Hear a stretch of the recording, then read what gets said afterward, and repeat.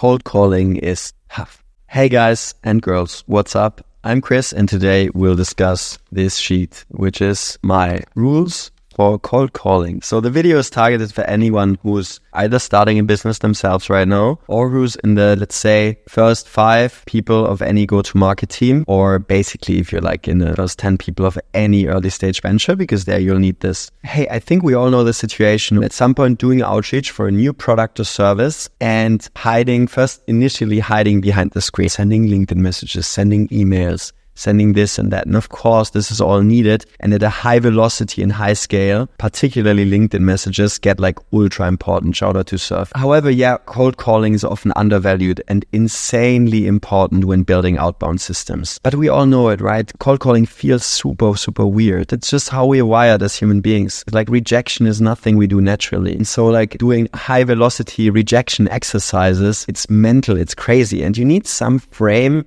around how to behave in those situations. And so through building a couple of outbound systems for big tech companies or startup scale-ups, I've just come up with 7 rules for myself, which whenever I do cold calls, actually have in front of me. And this is this iconic sheet, which you'll hopefully like. Let me know what you think about it. Let's dive right in. Number 1, the action is the goal. So the mindset here is that you can really only influence your action and what you're doing, and you cannot influence everything outside of you. So the book here I'm referencing is 7 Habits of Highly Effective People, where like the number 1 thing is really focus on what you can control. And so people hanging up or being unfriendly to you, this has nothing to do with you, but this is in their lives. So by dialing the number, not hanging up and just talking to the people or trying to reach them, talking to the voicemail, you're already, I would say, in the top 20% of people out there, because no one is doing this. So just focus, the action is the goal.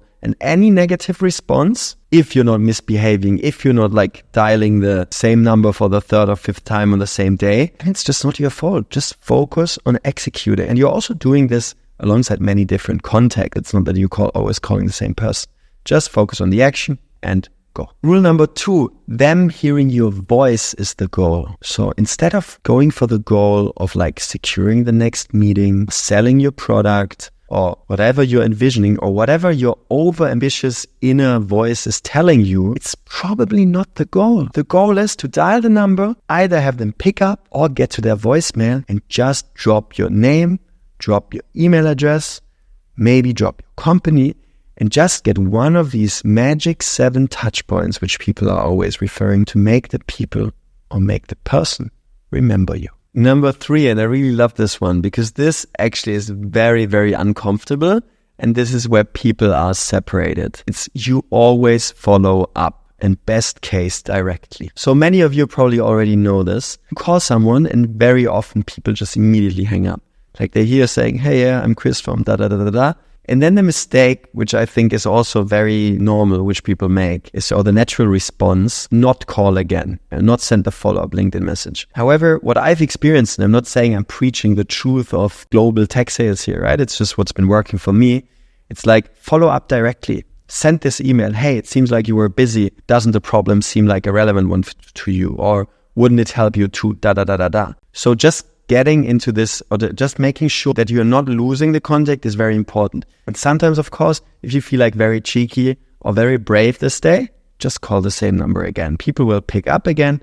And the worst case they can do is like, if you're really in a GDPR heavy country, they will probably sue you. But best case, they just pick up and they're like, hey man, so what's up now? Why are you annoying me? And so the upside, if you're just aware of the upside, it's much, much higher than the downside. And so just follow up directly. Number 4, however, before speaking to you about number 4, please keep in mind that like the rules are not sequentially or not to be considered in a sequence. It's rules which you just can play around with and just make yourself aware of all of the time. It's like guidelines or values which you can hold yourself accountable to. So number 4 is like finish strong. So as Josh Waitzkin, for instance, says, like a self-taught chess grandmaster, and then he also switched to Muay Thai style, like a mixed martial arts sport. He like mastered learning, so the art of how to learn new skills. And he says you should always finish with a success. So when you're like doing cold calls, and again, let's remind ourselves of one of the previous rules, that the success is not booking the meeting, or the success is not like selling your product on the first cold call. The success can be a connect. The success can be a person who's not like insulting you in some cases for some products, some target markets. So this can be a success. And so what's just super important is sometimes you can even finish the day before your number of activities, before you've hit your total number of activities. Best case, of course, you finish it after the number of activities you should have been doing, and then just go for a success case and then finish, because it's very important that your mind gets used to a positive loop and a positive reinforcement of doing whatever you're doing. And in this case, it's cold calling. As we said in the intro, super tough task because you're not naturally wired to be doing this. That's why it's very strong that you're doing it in the first place. Numero 5. Smart goals for hard tasks. Whenever you're setting up a go-to-market team, and maybe there's also a couple of managers watching the video, and by managers, I explicitly mean people who are not doing the outreach themselves. Yes, you can reverse engineer the numbers you need to hit. Yes, you can be like low-key neurotic about like, how many activities do you have to do? How many connects? How many this and how many that? However, like thinking bottom up about all of this and being like, how does it actually feel like to be in the trenches, to be doing these calls? The point I want to make is to set doable tasks and set smart tasks. So it's not about doing like or getting to 50 connects. It's probably when you're building up your outbound engine for the first couple of weeks, it's probably like rather 5 connects a day. And when you hit those 5 connects, it's good. Just finish strong and move on. Don't get into a too neurotic mindset and be like, we're just testing outbound for the product, or we probably don't even know the value prop yet, but we need like 60 connects already on the first day. No, you don't. What you need to do is you need to get into the habit of doing this task and establishing outbound as a channel. Because if not, you're just avoiding it and that you're just not validating the product. Or validating your go-to-market hypothesis. So set doable and smart goals. Rule number 6. And this one is a bit different from the other ones who are more pragmatic. This one is more like about the awareness of what you're doing, what this will grow into. And what I mean by this is particularly for those people who are like maybe starting their own ventures right now, maybe setting up the go-to-market teams for companies, or maybe the first hires of a sales company. Whatever you're doing right now, and this is hopefully the cold calling, because then you should be watching this video. If it's something else, maybe you can take also some lessons out of it, but it's now targeted cold calling. So what are you doing now? Like validating the value prop, validating the market, validating the ICPs. This will best case grow into, if you're moving in the tech space, so startups, scale-ups, in 6 months, this could be 10x. Whatever you're doing right now, whatever rules you're setting up, whatever cadences, whatever, anything, like in a good case, maybe not even the best case, you have like 10 of you sitting there in 6 months doing exactly what you're doing right now. And you're basically paving the way for an entire team. And so just have this awareness while doing this very hard, very micro, very task which requires a lot of resilience. When you're in this moment, also be aware of the bigger picture why you're doing it. You're doing it to basically build the revenue engine of this company which you're sitting in and which you're building for. Rule number 7, and probably the hardest one for you once you're in the exercise of actually doing the cold calls. Smile.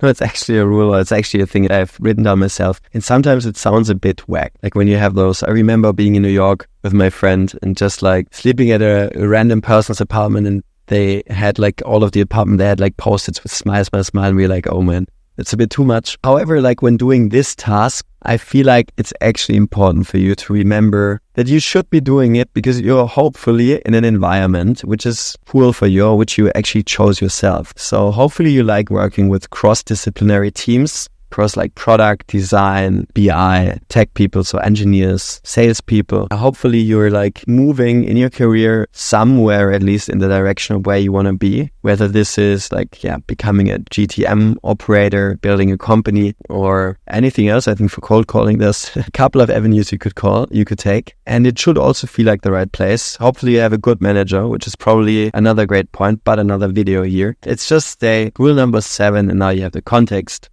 Smile. Girls and guys, cold calling is tough. And hopefully you will not spend your entire life cold calling. I think these days are probably slowly going to an end. It's more about targeted calls, getting to the right ICP with the right data, with the right phone numbers, hopefully, with good products. And so you will not spend your entire life purely cold calling. And probably, to be honest, you will not even spend the next 2 years cold calling. This is an exercise and probably the most critical, but one of the core entrepreneurial skills you have the chance now to build out, because you're probably in a high pressure environment with a cool product and a cool team, and you're the one who's doing one of the hardest tasks.